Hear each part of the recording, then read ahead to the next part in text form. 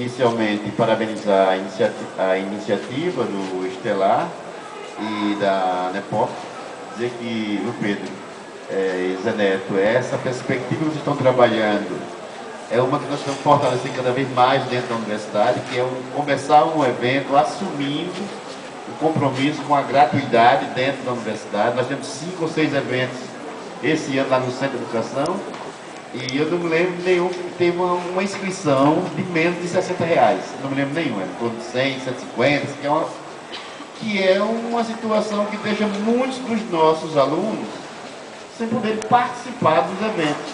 É uma forma de setores dentro da própria universidade excluir, por via das condições financeiras, socioeconômicas, né, excluir alguns dos seus alunos. Então, essa opção de trabalhar gratuita é uma opção política fundamental. Muito obrigado, parabéns a vocês.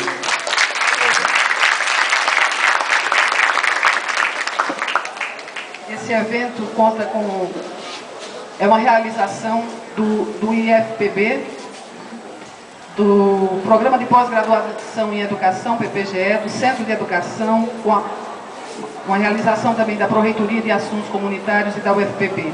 E a gente faz menção aqui, um agradecimento especial ao IFPB pelo apoio também na realização desse evento. O diretor da ONG que trabalha com a educação popular, ele utiliza lá pedagogia da roda, aí pressupõe diálogo, escuta, uma série de coisas más. E que aí entra a questão da alteridade. Mas alteridade quem para quem ou alteridade com? É uma outra questão também, um outro ponto que é desafio. A questão institucional também. Porque vários colegas até colocaram experiências que eles vivenciaram da extensão popular, comunidades, que a comunidade, depois de várias universidades terem ido lá, começa a desacreditar. Tipo assim, vem aqui, coleta dados, faz pesquisa e entra no campo ético, uma série de coisas. Também vem a questão, são desafios também. Mas aí a gente percebe, né, nos relatos, nos debates que houve, que a gente está caminhando, o fato de já termos consciência disso, de já termos algumas experiências bem-sucedidas nisso, mas aí vem um outro desafio, sistematização de boas práticas e experiências, né? Inclusive, a gente tem poucos estudos teóricos nesse campo, né? Eu sou de Minas, minha graduação é em pedagogia, mas meu mestrado é gestão social, educação e desenvolvimento local interdisciplinar. Na minha turma tem 2 colegas que a dissertação deles, eles vão ter que fazer a sistematização, e aí o arcabouço teórico, o rigor metodológico, a gente sabe que não é fácil. O educador popular, ele é muito encantado com essa dinâmica, há uma dinâmica de aprendizado, de fascínio, e aí, para escrever para esse público que está longe, eu tenho que afastar um pouco, eu tenho que ter momentos de silêncio, colocar debate, porque o texto ele tem que ser burilado. E isso eu sinto que poucas pessoas se dispõem. Por exemplo, tem um texto do Entrevista com o Cício, que é uma entrevista que o Brandão fez há mais de 30 anos, essa entrevista. Até hoje essa entrevista, quer dizer, não é só uma coisa de acadêmico. Há certas pessoas no mundo popular que têm essa fala e que essa fala tem impacto. Essa é uma entrevista que já foi traduzida para várias línguas, né? É a entrevista com o Cício. Mas é preciso de cuidar mais dessas palavras. Então eu acho que esse desafio para essa outra pesquisa, essa pesquisa que fala para o debate mundial, para o debate nacional. E isso nós temos que burilar mais. Um papel importantíssimo desse primeiro seminário nacional é um papel político, de aglutinador, não é, de todos aqueles que estão envolvidos nesse tipo de trabalho. E uma grande surpresa nossa é que a gente descobriu que a gente nesse país inteiro com as mesmas perspectivas nossas, isso é, comprometimento com a promoção da cidadania das pessoas. E essa cidadania significa o quê? A gente ajudar também pelas práticas em extensão aquelas outras pessoas para que elas sejam elas mesmas, como eu já repetia, sejam sujeitos de sua história, não é? Parece uma palavra assim meio de ordem, mas o que é esse sujeito da história? É que as pessoas comecem a participar concretamente da vida desses projetos, aprendam com isso a participar da vida da sua cidade, aprenda a participar, não é, da vida política do país. Tanto falando de nós assistentes sociais, de nós pedagogos, de nós pensadores, filósofos, letrados, que está pensando numa sociedade outra, plural, igual, sei lá. Estou falando de uma academia que vende a alma ao diabo e dá um certificado de conclusão de curso a cada 4 anos, ou assim, a profissionais que vão explorar uma sociedade sem discutir com essa sociedade. Então, por isso que discutir universidade popular implica em saber se ela tem que ser popular a partir de mim ou a partir do outro, ou a partir de onde ela está inserida. Ela é popular na hora que ela não se fecha com essas estruturas aqui e não se permite ouvir os ruídos. Toda vez que eu falo nosso movimento, eu trago a ideia de história. Isso para Marx era fundamental. Hegel é o filósofo da história. E ele, inclusive, isso que nós chamamos de história da filosofia, isso é Hegel. É isso que foi feito no início, por exemplo, você fez um pouco, isso é Hegel. Hegel fez isso. Ele é o primeiro, antes dele ninguém tinha pensado assim, ninguém. A ideia de que existiu, por exemplo, a Idade Antiga, Média e Moderna. E que existiram filósofos da Idade Antiga, ele inventou isso, numa lições de história da filosofia. Ele montou esse esquema. O problema desse esquema para Marx é que ele continua sendo um esquema idealista. Agora, um valor ele tem. Digamos, Hegel percebe o movimento das coisas. Então, as coisas existem porque existem enquanto movimento. Uma segunda fonte, e aí Zé Neto chamou a atenção, eu acho muito importante, talvez a que Marx mais se interessou, é exatamente o que estava acontecendo na Inglaterra nesse período. A Inglaterra, desde o século XVII, vivia uma revolução industrial profunda e da qual futuramente Marx vai perceber que dali começa aquilo que ele chama de acumulação primitiva do capital, acumulação originária e tal. E a partir dessa noção, ele percebe que essa acumulação ela se desenvolve historicamente. Eu considero que esses 2 eventos foram um marco, né, dentro de uma estrutura nova, dentro daquilo que se apresentou no campo da pós-graduação e da pesquisa e extensão popular. E considero também que o formato com que ele foi apresentado, né, é algo que traz em si as características da extensão popular. Um seminário que foi democrático na sua estruturação, constituído de rodas de conversa, dentro de uma proposta metodológica que, de fato, né, deu voz e deu visibilidade àquilo que se está fazendo a nível da UFPB e a nível nacional em termos de extensão popular e de pesquisa nesta área. Trabalhar esse contexto da extensão, da educação popular,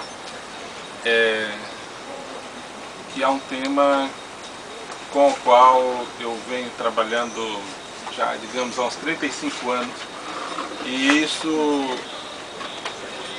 é um prazer mesmo ver toda a vitalidade que hoje está acontecendo nesse campo, né? Certo? Então, o objeto do conhecimento são os desafios, os problemas, as estratégias para se compreender esses problemas, para se resolver, para agir, né? E então, não é o outro sujeito que é meu objeto, mas junto com ele construímos e transformamos constantemente os objetos do conhecimento e de ação nossa. Então, o esquema é outro. Sujeito construindo como objeto. O objeto, a objetividade, é construída dinamicamente na relação entre os sujeitos, né? Então, quando por aqui se propõe rodas de conversa e se propõe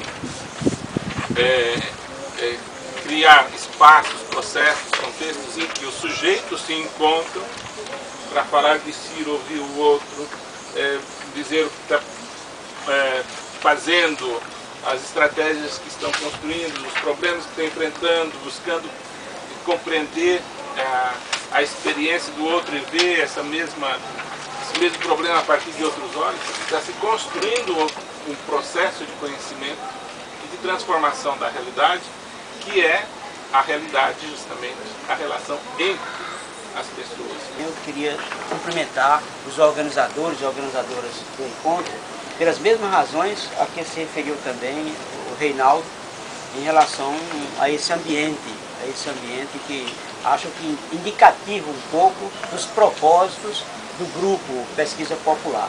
Não bastasse o adjetivo, vem também a prática fortalecendo essa direção. E nessa prática, a indicação desse espaço aqui, alternativo, na minha avaliação. Quero cumprimentar também por essa razão. Em relação a Elizabeth Teixeira, por exemplo, uma mulher forte, brava, ainda está entre nós, morando lá em Cruz das Armas, um dos bairros de João Pessoa, e cuja história é conhecida. Ela mesma tratou de relatar. Há um livro, Marcharei na Tua Luta, é o nome do livro, que foi fruto de uma entrevista longa feita por colegas professoras aqui, no caso a Neide Miele, a Rosa Godoy, eu acho que tem outra pessoa também envolvida, buscando recompor essa trajetória de Elizabeth Teixeira, essa mulher referência nas vigas camponesas da Paraíba, do Nordeste do Brasil, digamos, da América Latina, que ela também esteve fora, tantas vezes, em Cuba, por exemplo, muito apreciada, muito valorizada. Um evento como este, no Nordeste, que conseguiu agregar pesquisadores, estudiosos da temática de todas as regiões do país, é uma coisa quase que singular, não chega a ser inédita, mas uma importância muito grande. Então, a avaliação mais positiva possível, e a forma, a que destaca aqui a forma metodológica, que também é um evento que foi tratado, quebrando um pouco a estrutura tradicional de seminários feitos em auditórios, com trabalhos apresentados sem discussão ampla. Esta foi uma inovação que esse seminário trouxe. Mas do que querer definir uma visão englobante de educação popular é estabelecer um campo de diálogo entre diferentes sujeitos, que se colocam ali justamente como sujeitos diferentes. Esse livro, ele só chegou aqui, é um conjunto de muitas relações de trabalho, capaz de só aqui, nesse momento, chegar nas nossas vidas. E mais, ele não é de fulano e beltrano, ele é uma somação de muitos conhecimentos anteriores que foram capazes de se chegar a esse livro aqui. Portanto, isso é uma síntese de todas essas coisas que nós temos. Temos aqui desenhos, tem formatos, uma análise de design para ver se quantas páginas é mais ou menos comercial, etc, etc. Popular como uma metodologia nossa do relacionamento humano. Aí eu posso ser popular dentro da minha instituição, dentro de qualquer instituição, dentro do meu sindicato, dentro da periferia. Portanto, não tem um lugar próprio para eu ser popular. São as minhas, são as nossas atitudes, isso que me faz popular ou não popular. A montagem do próprio evento também foi um desafio bastante motivador e que fez que cada um de nós tivesse que desprender bastante energia para se conseguir fazer esse evento. Mas a gente observa que tudo isso valeu a pena porque conseguimos realizar um evento que, numa primeira visão, conseguiu atingir os objetivos, até ultrapassar os objetivos que foram estabelecidos pela equipe organizadora. Eu percebi uma diferença nas dinâmicas da roda em cada dia, porque depende de quem está conduzindo, depende da situação, do clima, da finalidade, que são as coisas do momento mesmo. E aí essa é uma experiência ótima, por quê? Porque as pessoas que organizaram, eles ousaram, porque é mais fácil fazer do modo que todo mundo já sabe, já conhece.